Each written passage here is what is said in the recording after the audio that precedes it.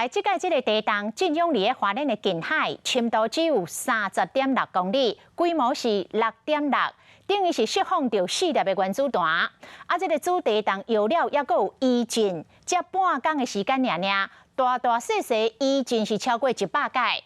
讲未来3天内，可能还佫有规模5到6个余震，甚至伫一年内拢还有中型的余震。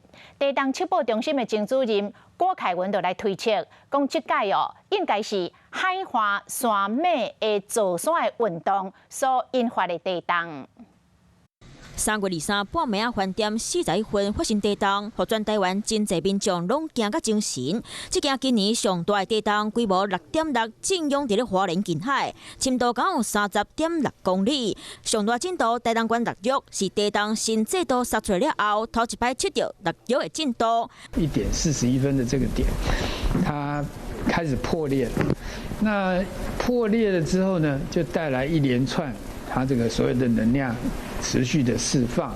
这件地动全台湾拢感受会到，为规模6.6主要地动发生过了后，过2分钟，佮出现规模6.1的地动。说落来9点钟内，同一个所在规模3以上的地动到60件。地质专家研判，附近的地上断层已经真久无出现大规模的活动。规模已经到6.6以上的地震的话，其实已经规模相当一个中大型的地震了啊。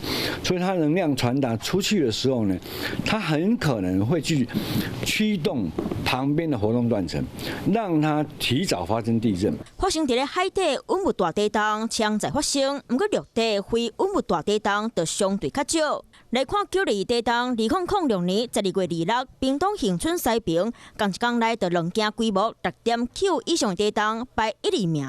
说来2009年，花莲市发生规模6.92的地动，排第3。那说落来就是323这件规模6.65的地动，排第4。因为土棒能量真大，未来中小型的地动会继续挡1-2个月，甚至是年后过，嘛有可能会发生。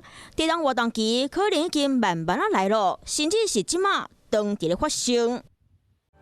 我是吴一璇，想要收看最新第一手的讯息，赶快加入华视新闻 YouTube 频道，按赞，开启小铃铛，最专业的主播群说新闻给你听。